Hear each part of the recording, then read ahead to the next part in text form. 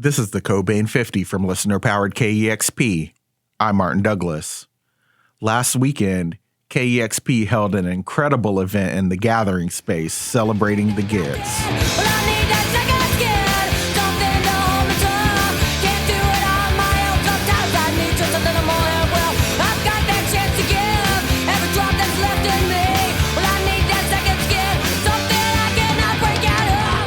Alongside Nirvana and other bands in the late 80s and early 90s, the Gits were actively defining the quote-unquote Seattle sound. You know, the G word. Sadly, though, also like Nirvana, the band's run was tragically cut short. The Gits' outstanding vocalist, Mia Zapata, was murdered in 1993. The reason why we had an event for the Gits is because Sub Pop Records, a frequent player in this podcast, just re-released the Gits full catalog on digital and streaming platforms. Sub Pop also just reissued their classic debut album, Frenching the Bully, on vinyl.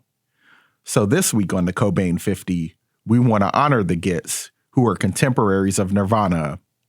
The two bands played a few shows together before Nirvana Mania fully hit the United States and the rest of the world. Late last year, our colleague Emily Fox hosted a live conversation in the KEXP Gathering space. She spoke with Gits guitarist Andy Kessler and bassist Matt Dresner about the band's legacy and the life of Mia Zapata. Emily picks up the thread from here.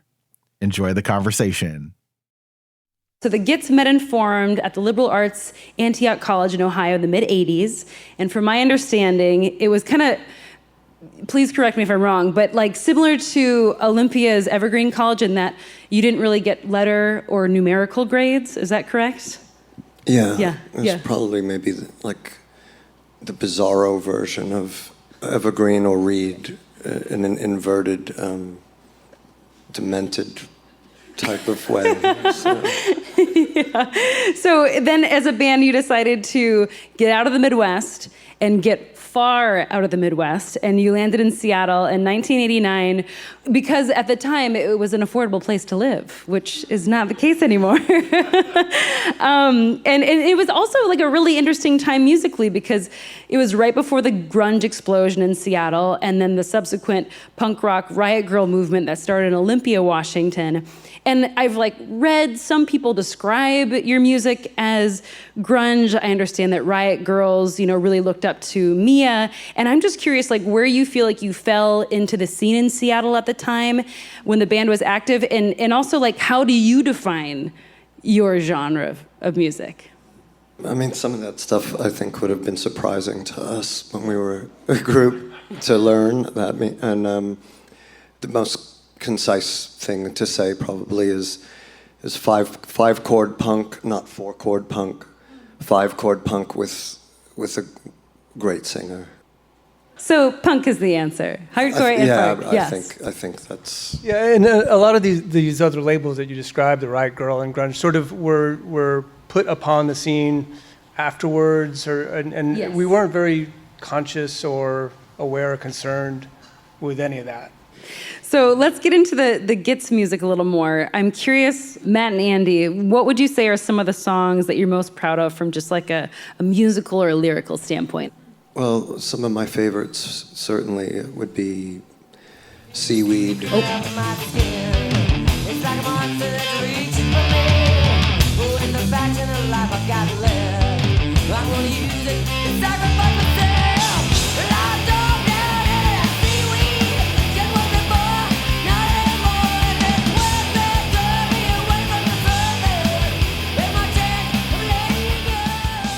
I actually hate that version. There's a much better one, but Sign of the Crab.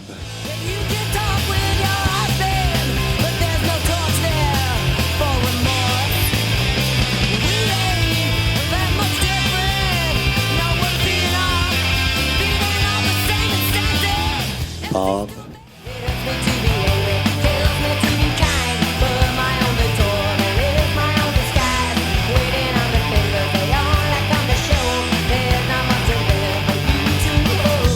Whirlwind. Why can't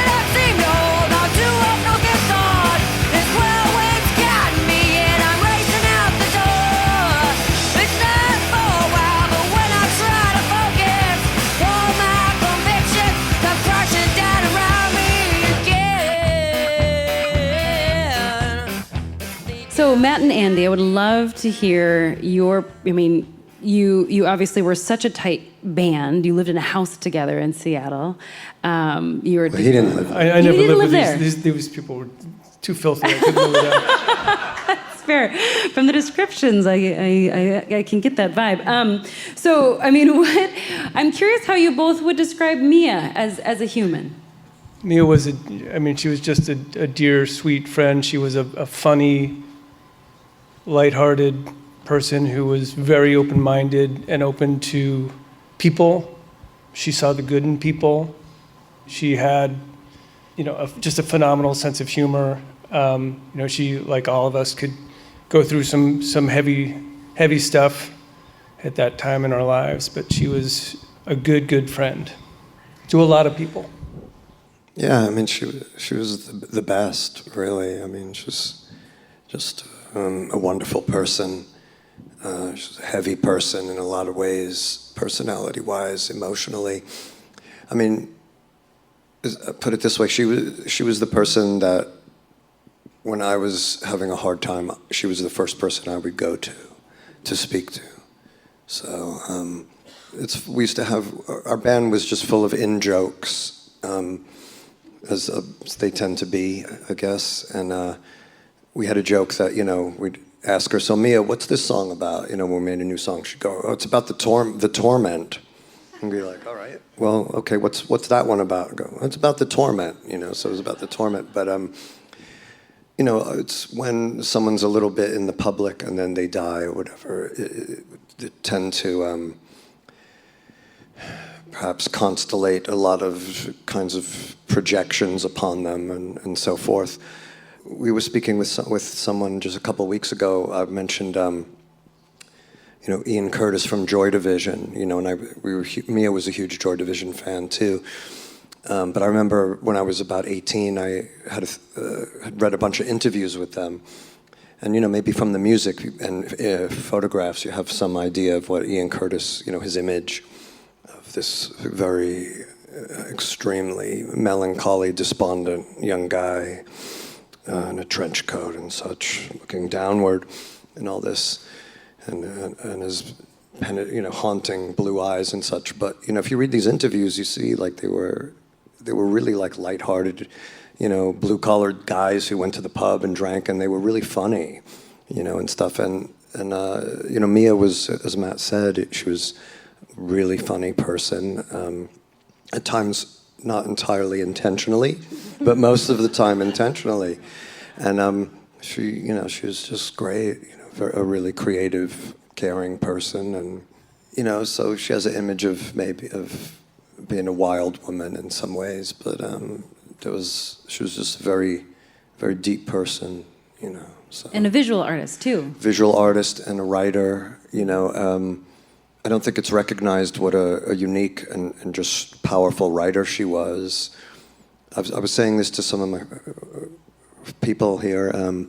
I think she was, obviously a remarkable rock and roller, wonderful front person, excellent vocalist, great songwriter, and I think she was even a more powerful writer. Like her lyrics were just really unique. And often she spoke that way as well, so she had a very unique way of talking. We were hanging out with her. And I think had she lived, she definitely would have written a lot more things. But she was very had a very strange kind of I don't know even how to describe it, really unusual, offbeat lyricism in a way that came naturally to her because she couldn't spell.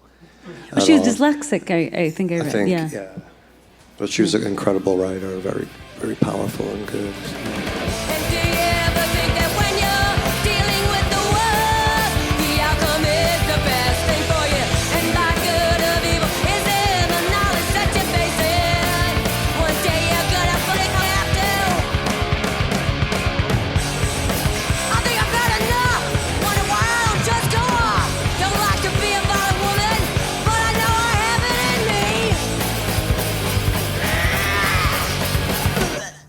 Do each of you have a favorite memory of Mia? Well, there's too many to choose, so I'll just go with a stupid one. Just a sort of typical antic that maybe this is one that would fall in the realm of unintentional humor. But on one of our tours, we were all, living on $5 per day per diem, and barely earning enough at each gig to get enough to buy enough fuel to get to the next one. And so, we were scraping to eat, and between gigs at one point, Mia opened up a can of tuna in the van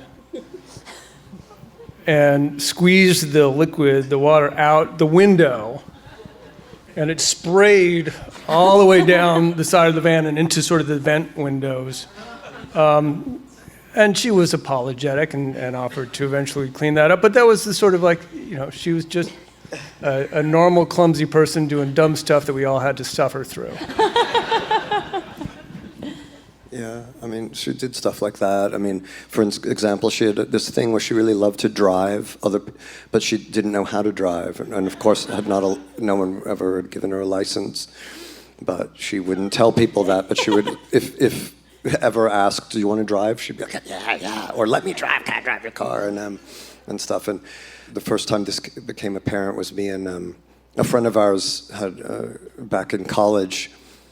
Got a car, and we were driving somewhere. I don't even remember where it was, too. And this was in Ohio, and it's cornfield, so the roads are mostly fairly straight. And if they curve, it's very obvious that they're going to curve, And this friend, me and another guy were in the back seat, and the friend took the passenger seat in the front to let Mia drive, and she floored it, and we were within moments we were screaming, and not as a joke. And she almost flipped the car, as we were approaching a turn, and finally we were just all three of us Mia, stop, and finally the car came to a halt and over on the side. And we all, the three of us, really, my heart was pumping. We were like, "What the hell, Mia? What?" And she just started laughing and going, "Oh, I don't know why these things always happen to me." Like that, as if it just happened. Can you tell the gas station story? Yeah, and this is a funny one. So I think it was maybe our first trip down to Los Angeles. And Mia's brother lived in LA, and after the gig, I think we split up and we went and stayed with a friend who had arranged our show, and Mia stayed with her brother, and we spoke early in the morning, whatever, and arranged to meet at a certain diner somewhere. So we all get there before Mia, and we're just waiting, but not for long. And then we see her brother Eric and Mia walk in. And as they're walking in, her brother's laughing and shaking his head, and Mia's just shaking her head and looking down ugh. And so I knew something had occurred. And as they approach the table and see us, Eric, her brother, goes, "Guys, you won't believe what Mia just did and what an ass she is." And we're like, "Oh, what happened?" And Mia was just oh. And he proceeded to tell us a story that on the drive over, they stopped at a gas station, and Eric got out to go in to pay or something, and said, he was Mia's older brother, and he said, "Mia, here's the squeegee, go wipe down the windshield." So she did that while he went inside, and apparently what happened was, while she was squeegeeing the windshield, a really fancy, posh, red convertible pulls up, and there's this middle-aged, bleach blonde-haired guy with sunglasses pulls up right beside Mia as she's wiping down the windows, and he says, "Excuse me, do you sell cigarettes here?" And Mia goes, looks at him and goes, I don't know if we sell cigarettes here, because I don't work here. But thank you for insinuating I look like I do." And the guy, and apparently Eric had come out of the kiosk by this point and observed this happening, and the guy just was and kind of chuckled, and then was embarrassed and drove away.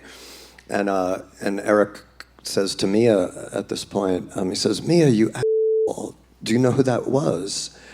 And she goes, "Who?" And he goes, "That's David Bowie." And the thing is that Mia had several of our 7 inches, our second one, the Second Skin one that we had put out, and she was like, "Oh my God, Eric, follow him! We have to give him a single! We have to give him a single!" So they jumped in the car, and apparently, this would have been around 1990, maybe 91. As soon as they jumped in the car, Eric had a cassette apparently of Scary Monsters, the Bowie album, and it started playing when he turned the key in the ignition. So while they were trying to follow David Bowie, and of course but they lost him, and then they came to meet us, and so that had happened like 10 minutes prior. Scary monsters, sober creeps, keep me running scared.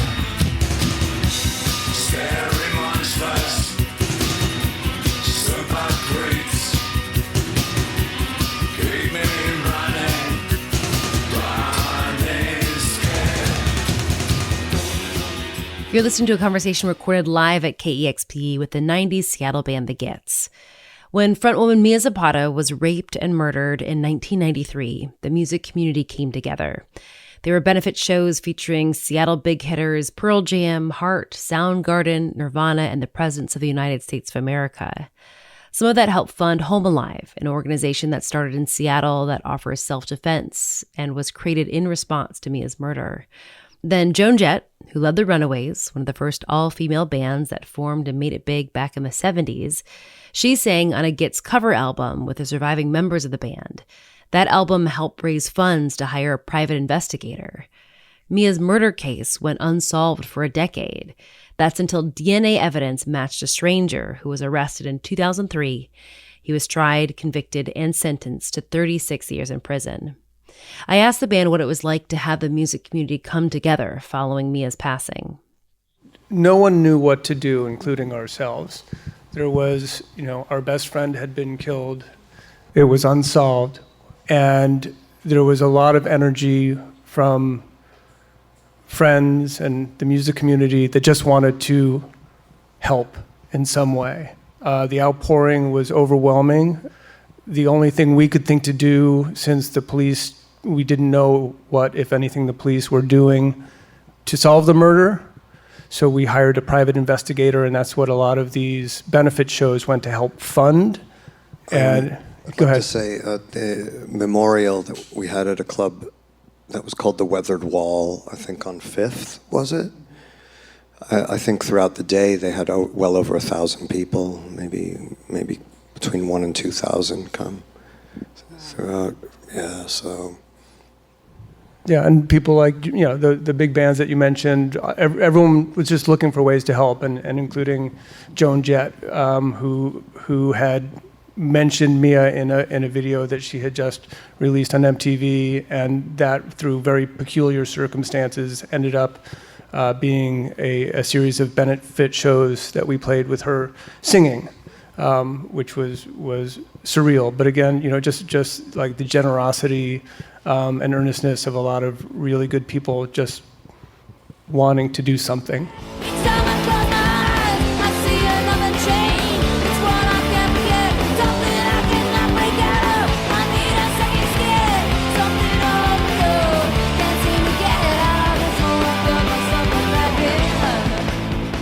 Your first album, Frenching the Bully, was released in 1992. And then you were in the middle of recording your second album, Enter the Conquering Chicken, when Mia died. And I'm curious, just from a musical logistics perspective, how you were able to finish that record as a band, and what that final product was able to sound like. It was not good. The situation, we had not finished. There were a lot of vocals that Mia we were just finishing this tour. We just got back. She was going to go in and finish the vocals on some of these songs and redo some of the stuff that had already been recorded, sort of scratch tracks. And she was really excited to get into the studio, and we were all excited to get back and finish this record. And we made do with what we had, but it doesn't approach what it could have been. Yeah, so I would just kind of like to stress that first LP, For Good or Ill, Frenching the Bully, that's really the only complete album we made. and as Matt said, and so Mia was killed while we were trying to make the second album, and that I think would have fulfilled the contract that we had with that little label we were on here, called CZ Records. But some of the best songs that were going to be on it, we didn't even get to record. She didn't get to do vocals or something like that. And the vocals that were done, often they could have been better, and Mia and I had spoken about it, and she was going to go back and redo all of them. So, in other words, like, Frenching the Bully's the only complete album from beginning to end that we ever made. And there was one that was essentially a live thing we did in a little recording studio while we were still in Ohio at college that I never wanted released, but, years later we had such little material that had been recorded, obviously, because she was killed. So, anyways, Enter the Conquering Chicken was a bit of a patchwork, which is a shame because I thought it had some of our strongest songs. I don't think they were recorded properly, but it was going to be so much better than it was.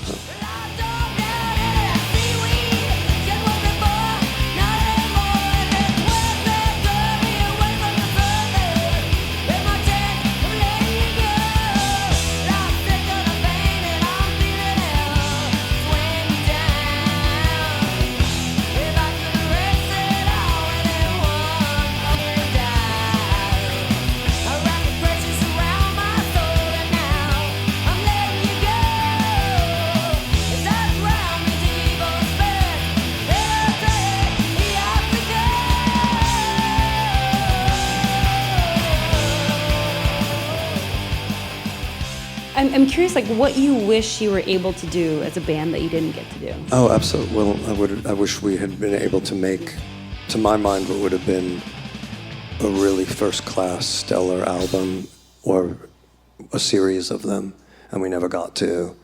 I really wish we had. I obviously wish that, she had continued to live and such. I wish we'd gotten to do I wish that we'd gotten to play in New York City, which is my hometown, and do a U.S. tour, because we never did a full United States tour, and we were about to go back to Europe, that's the most extensive touring we ever did. We toured Europe once in 1991, and it was like a magical experience. Everything came together. We were an unknown band, and we were there at the right time when there was massive interest in heavy, hard, punk music, underground rock music, grunge, whatever, from the US, from Seattle. And it was just an incredible time at a bunch of different levels. We stayed with people. We didn't stay in any hotels or anything.